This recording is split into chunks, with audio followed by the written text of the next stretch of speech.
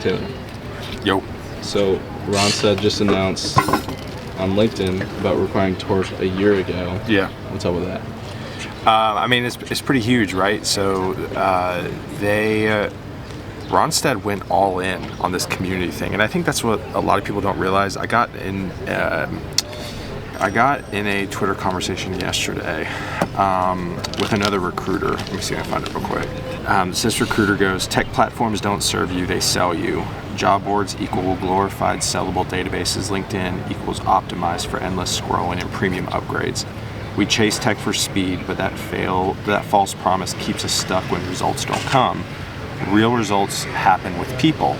And then I reposted, I said, which is why I'm so thankful Randstad, the world's largest staffing company, is going all in on community with Torque. And I think, like, you know, I've watched a few other like founder-led vlogs, and there's this huge groundswell, which I called late last year, that the community is going to be like the hottest role in 3 to 5 years. I mean, Randstad's a $30 billion global staffing company, like, and they chose that Sonder, the global CEO, like, made a realization that to separate themselves and to not be a commodity in the sea of staffing, they needed to go all in on community. So I'm grateful that Torque was purchased. You know, Mike Morris and Dave Messinger, you know, thank you guys for kind of leading that charge, and just really grateful to be here. You're coming up at 1 year at Torque, right? Yeah. Close. Like, what are some of the things you're most proud of that you built? Yeah. I mean, we're getting pretty close to 1 year. I think technically it's 8 months. I started out as a contractor in August, so May, June, July, August. So yeah, 3 months from 1 year. I mean, it's been pretty drastic what we've been able to do. I would say, first off, the thing I'm most proud about is really getting the engagement of the Discord really where it needs to be. So when we took over, there was no one in the Discord. They had segmented like Discord and Slack, and it was just a ghost town. And so we combined the communities and went all in on Discord, and I can't even keep up now. I mean, it's absolutely crazy, and it's a ton of fun. Like, I was actually thinking about today as we were wandering the streets of Barcelona, like, I truly think that we have already created an ecosystem at Torque to where if you are on the job search, and if you truly got invested in our community, you got in the Discord, you engaged with people, you showed up to our live streams, you engaged with people, became an ambassador, or you became a mentor. Like, I really truly feel like we can lay the groundwork or foundation for you to be successful in your job search, right? So that I would say probably the communication Discord is the most thing I'm proud about. I would say the second thing I'm most proud about is you know, really the launch of our ambassador program. I mean, we've had 70 acceptances from around the globe, and the groundswell has just been tremendous. I think another thing that I'm super pumped about is, and this is the type of stuff that you just don't see behind the scenes, or you don't see because it's behind the scenes, but we've completely kind of transformed what our LATAM community is. So, I mean, when I started, our goal was adding 1,500 candidate, like, job seekers a quarter. Okay, we are now averaging 1,500 job seekers a week in LATAM, and on top of that, what I'm most proud about is our engagement rate, which is how many people sign up to Torque and then complete their profile. So kind of one of the key signals that indicates that a person is engaged, and when we reach out to them, they'll get back to us, is having their profile filled out to at least 70%. What we've seen numbers-wise of a non-engaged community is anywhere between 20 to 40%. We are almost at 70% engagement in the LATAM community. So that's just incredible in and of itself.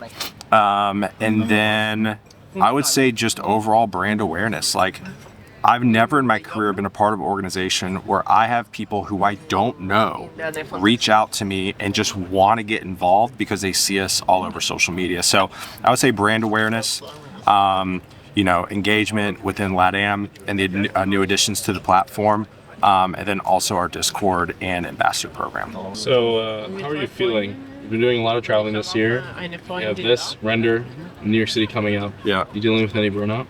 Yeah, I mean, listen, I haven't said this publicly. I told you that I'd want to talk about this on the vlog. Like, I mean, I'm dealing with a pretty tremendous amount of burnout right now. I have really started to feel like a lot of brain fog, brain fatigue, the week leading up to this trip. And, to be totally frank, like, I'm probably not pushing as hard on this trip to just give myself like a little bit of rest. Because we're about to go into emceeing Render, and because I'll be speaking at Amplify Allyship in New York City. But yeah, it's definitely dealing with some burnout. I mean, I have been going heavy on travel, heavy on building brand and building community for the last 8 months, and it's paid off. But I think it's definitely taking its toll a little bit. I know you've been pretty heavy on LATAM travel, and you have a bunch of US travel coming. Has there been a shift in the business? Yeah, I mean, yeah. So a little peel behind the onion here for a second. So when I started in August of last year, the focus was to build community in LATAM, right? Now, there is different ways we view community internally at Ronstad. There's kind of 3 layers that are starting to form pretty well. The first thing that is lumped in under community is customizable hiring pipelines. I know we talked about a little bit in JFK airport about how we're doing this project to find guide wire people across the globe for guide wire specific projects. So that's creating customizable hiring pipeline. I'll get to your question here in a second. I want to give a little peel behind the onion. And then basically our goal is to get people on our platform, they fill out their profiles, and that's kind of about it. If they want to take an assessment, we create an assessment for them. Pretty simple. The next level of community is more of mass amount of folks in a certain skill set, right? So it's we've added 50,000 back-end engineers, right? So then the focus is, okay, we have 50,000 back-end engineers, then how many of those have completed their profile? How many of those have taken an assessment? Are they in the Discord, right? That's kind of the second level. And then the third level is really a truly active community is what our Discord is, which is 4,000 members now. That being said, when I was hired, our focus was LATAM. So internally, we have had a goal to get all the folks in our platform to that certain match-ready profile. So when I came in back in August, we were adding 1,500 LATAM engineers a quarter. We are now averaging that a week. So that's huge. And then on top of that, we are staying steady at pretty close to 70% of those 1,000 people, let's say, that sign on, that add on to our platform in a week. 70% of them fill out their profile, at least 70%, which is a signal indicator for us internally that they're going to get back to us when we reach out to them for a job. So LATAM is doing great. All-time high signups. I think even this quarter, we're going to break another quarterly sign up. So shout out Luca and Luana on my team for doing that, heading that up. And then obviously our engagement in terms of signing people up is great. Now, other parts of the business in Ronstad have been hey, we need to start replicating that for the US. So when I dug into some numbers actually recently, this week before we left for Barcelona, and engagement for the US for the platform is I think a few months ago it was 30%. Now with some of our efforts, we've gotten up to I think 44%. Which is heading in the right direction for sure. But the ultimate goal is to get up to that 70%. So what that looks like for the rest of the year for US conferences, meetups, being very vocal, obviously through social, through content like this. So yeah, we're definitely doubling down on US related activities, but that doesn't mean we're not going to go to LATAM. We have Jimena in Mexico. She's going to represent Torc at all these events, and we're still going to talk to, our partners down in Mexico in LATAM. It's just, we won't be sending the full team as much because we have to shift our focus to the US. Why do you keep going to these conferences, especially if you're dealing with burnout? First off, it's just part of the job. I mean, at the end of the day, I signed up for this. I kind of created this swim lane for myself, and part of building community is you have to do this. Do I think you can build community behind a keyboard? And we do, but if you're only behind a keyboard, maybe. But I don't think it'll be near as impactful. So I think going to these things is incredibly important. In full transparency, kind of dealing with burnout this week, going to this conference, I'm not going 1,000 miles an hour. Right. So in that, I didn't schedule multiple dinners or multiple meetups. I'm just going to the events that the conference is throwing, which is normal. Right. I would say that's going 100%. So just knowing myself and pulling back a little bit is something I've focused on with this. It just wears on us because, I mean, you're kind of the closest thing to a professional mascot. And, you know, there's a reason why there's like, you know, at University of South Carolina, there's a reason why 4 or 5 people are cocky, the mascot, because it takes a lot out of you. And so, you know, I think it's a constant balance. You know, one of the ways I definitely deal with it is sleep. You know, you'll very rarely find me out past 8 o'clock at an event. I mean, last night was a party night.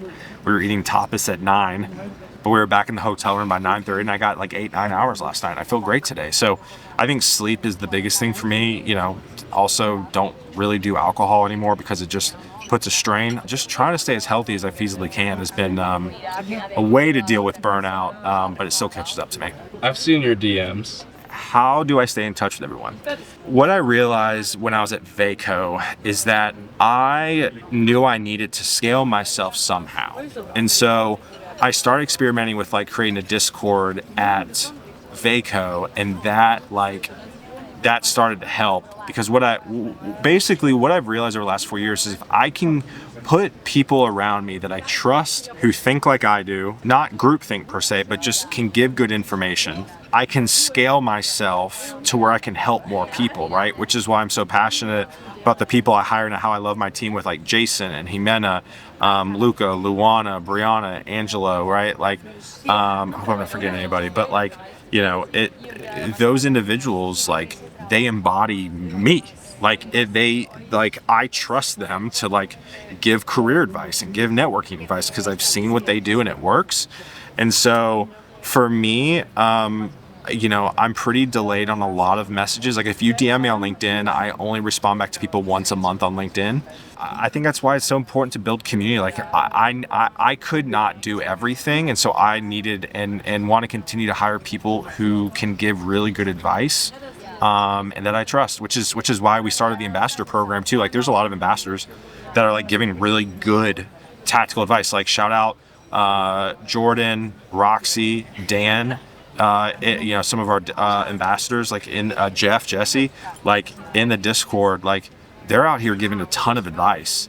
And if it was all on me, we wouldn't have community because I can only be in so many places at once. So shout out to the ambassadors. Shout out to the Torc Discord. Maybe we can do like a thing where it's like torc.dev/Discord. I saw that Jason's starting to do a vlog. Yeah. Why are you so big on like documentary style content? There's been kind of some evolutions of video content over the last, like, I would say 6 years. So like pre-COVID, like people, of course, in the B2B space were doing video content, but it wasn't really good.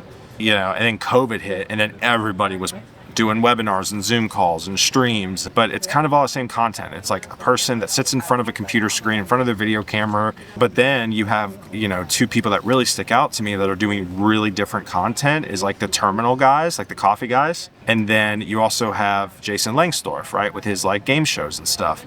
So for me, like, I have always loved Netflix documentaries. I grew up watching documentaries. One of the earliest documentary I remember watching was my dad got me the 1994 Road to the Stanley Cup New York Rangers. So literally, actually, I've never said this to video or publicly before, but I would say that's probably like when I fell in love with documentaries. I watched the Mighty Ducks obviously a ton, but my dad bought me this VHS and I wore it out. And it was just documenting the New York Rangers march to the Stanley Cup in '94, the last time they won it. And I just think with us building community, I want us to be in the public and being the leader in building community. Well, the only way to do that is to document it, right? Like literally building community is just documenting what we're doing. And so, yeah, I'm super proud of Jason for starting up his vlog. He just dropped one recently when we did this recording with his trip to Atlanta for DevOps Days. People want to watch shows, and this is our show, right? You can watch Jason's show or my show. So it's incredibly important. And I'm pretty pumped for the future and kind of this documentary style content. Ursprünglich war mal der Player, das